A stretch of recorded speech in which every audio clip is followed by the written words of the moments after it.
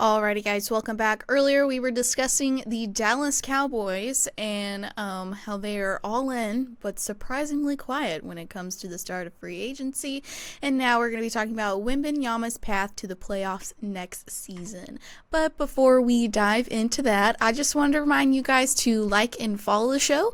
We get a number of questions from viewers that come in during the show, so to ensure that your question gets read on the air, I ask that you use the tips and donation link with your question.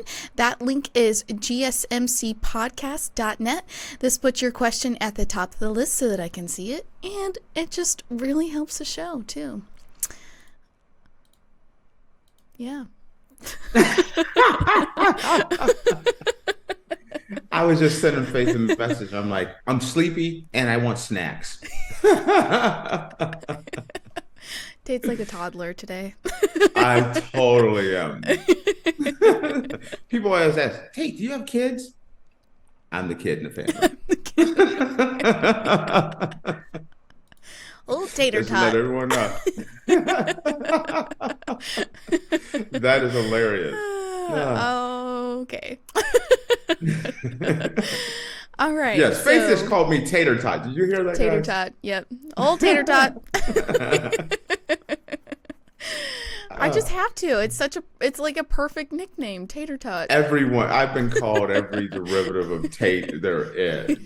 So I have comebacks for every one of them. I just won't share them right now. They're probably not viewer friendly. They're not appropriate to my co-host. So I just held that in. Like, nope.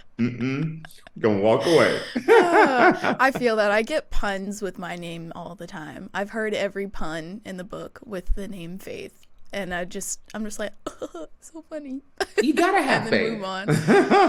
Yeah, that's actually, the main I don't one mind. I've heard. I don't mind the Tate ones, the tater tot, tater wedge, you name it. Tater.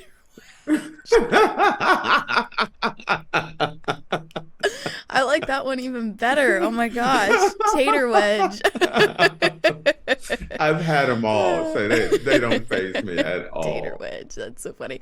Okay, all right. Well, got a little off topic there. So Wembanyama's path to the playoffs next season is clear. ESPN Zach Lowe redrew the attention to a wild statistic last week. The Spurs, 14-50, currently last placed in the Western Conference, have been outscored by 488 points in 3,082 minutes this season, yielding a negative 7.5 net rating, and yet they are plus 71 in 882 minutes when Wembanyama shares the court with Trey Jones. Pair Wembanyama with a replacement level point guard, and the Spurs aren't just a different team, they're operating on a higher plane, plus 3.1 points per 100 possessions than the 6th place Phoenix Suns. This was the price they paid for entering the season without starting an above average point guard, instead deploying Jeremy Sochan as their primary ball handler. Turns out Wembanyama was too good too soon for any experiments. Take Kevin Durant's rookie season for contrast. His Seattle Supersonics were just as bad as the Spurs.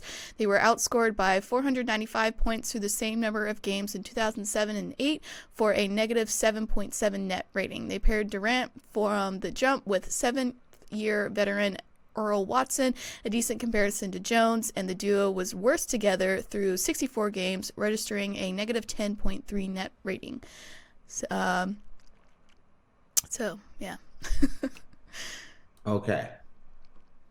When I saw this, it's crazy. When you look at Victor Wembanyama and you watch him, first, remember when he had his debut and he didn't have a great debut and people were like, he's trash, he's washed, he's horrible, he's this and that? Yeah. Surprise. The boy is the truth. And he is right now. He's tall, lanky, he's a string bean, but he does it all. And I know there's going to be some people that's going to get upset with me.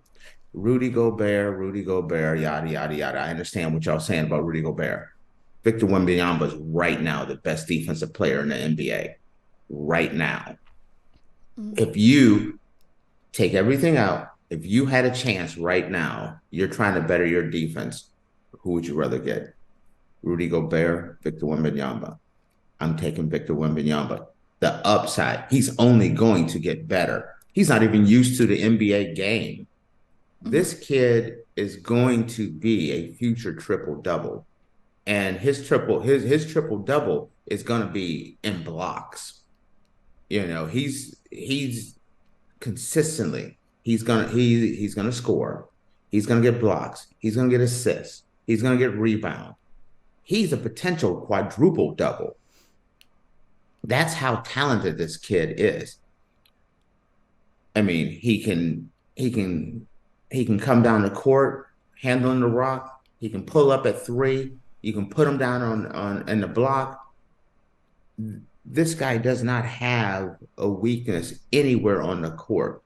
His only weakness right now is size and strength. I agree with what the Spurs are doing when they say, like, no, we're not going to try to put size on him. I hope that the organization keeps that thought process, because when you're talking about a guy that big, that tall, traditionally what they want to do is put size on him. But that size causes problems with joints, hips, knee, foot problems, ankle problems. Wembanyama is naturally a skinny man, and I think they need to keep him that way. But his skills are unquestioned, absolutely unquestioned. Now, the team around him is just pathetic. And they're horrible right now. But that's okay. They have a process that they're working on. They're gonna, they got Wembanyama this time. They're gonna pick up a couple of more pieces. What I would like for them to do is to go out and get a true point guard, a pass first point guard that can open things up for Wembanyama. If they get a pass, if they get a quality point guard, I don't want a point guard that's going to be chucking up a lot of shots. I want a point that guard that can run an offense, find the open man, get the ball to Wembanyama in the multiple places that he can take advantage of players. With a right point guard, because of the skill set that Victor Wembanyama has, there's so many places that you can get the ball to him and set him up that he's the future of the NBA. When I watch this guy, I say within 2 more years, he'll be the best player in the NBA. And that sounds crazy to say that. But there's no one else in the NBA with his size and his skill. I look at Luka. Luka, unreal. Luka, Mr. Triple Double, but his defense is lacking. Wembanyama, his defense is solid. He's gonna block shots. He's gonna get rebounds. He's that total package. The Spurs are set up. They just have, and with Popovich running things, you have a very stable, smart organization that's going to look at this season, not overreact. The biggest mistake they can do is go out and say, "Hey, we want to go out and sign some big name guy to go along with him." Put the pieces around Wembanyama that's going to make Wembanyama a better player. That's going to get him to get the ball where he needs to be. A solid point guard. Get some quality shooting around him as well. A nice power forward as well. Or some extras, or another center. So that there's some size there. Now, you can, where Wembanyama is weak at, is for a guy like Joel Embiid or Giannis or Anthony Davis, you can bully him, because he's young, He's skinny. He's weak. But the talent is there. If he is healthy, if he's healthy, you're looking at maybe the greatest talent I have seen since LeBron James came into the NBA. That's the level he's at. And, it's hindsight, you're looking at LeBron's 20-year career. Mm-hmm. So you know what happened with LeBron. But if you'd have told me seeing LeBron come out of high school, seeing Wemby coming out of France, I would have taken Wemby. I mean, Wemby does it all. If he can pick up that LeBron James work ethic, taking care of his health, his body, his diet, that's the key for a guy like him, is how does he take care of his body? Yeah. Because a guy that size, I mean, I don't think anyone really knows. I don't really know. He's 7'4", 7'5", 7'6". I don't know, because he's so. But when you're that height, the way you take care of your body is the most important thing. If he puts that number one, the league is his. The league is going to be his. The Spurs are set up for the future. But if the only thing that can derail him is, hey, he's not going to if he doesn't take care of his body, his fitness, that's the key. Also, being a megastar in America, there's a lot of trappings that come to that. And it's a lot easier to run around with Instagram models and everything else and not practice. And so it makes it that's the trappings of the NBA is a real thing. It really is. You laugh at that, but that has derailed so many guys' career. Yeah, careful. One of the Kardashians will. See, I didn't even try to go Kardashian. I didn't even go. Listen, if you're Wembanyama, yes, you do want you a Kardashian. It kind of hurts your career, but you can't argue. They know how to bring that bank in off the court. They sure do. But as a player, it may not turn out so well. James Harden ain't been the same since he met a Kardashian. Kanye was just dropping hits left and right. Next thing you know, he got Kardashian, and it was over.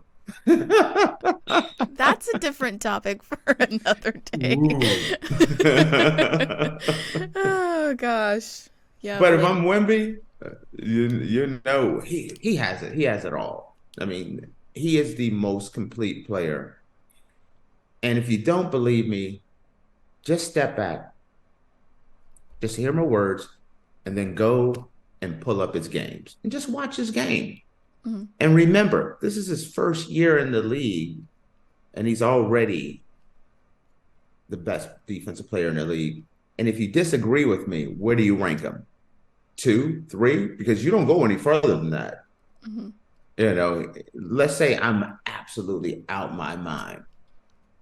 He's still a top 3 defensive player and one of the most dangerous offensive weapons in the NBA right now. He's only going to get better. Look at the progression with Kobe over his first 3 years. Look at Kevin Durant, his first 3 years. Look at Giannis's first 3 years. You look at some of these guys. If this is where Wemby's at right now, 3, 4, 5 years from now, as long as he's healthy, don't get caught up with the trappings of the NBA. Stay away from the Kardashians. The trappings. I'm sorry though, I'm gonna say it. If I was a single NBA player and Kim, Khloe, hell, Mama Kardashian, I'll let her catch me too. Mama's taken. Yeah, Mama, you can catch me. 4 of them that are single. Mama is taken. I'm sorry, Tina. Don't get me in trouble in here, Faith.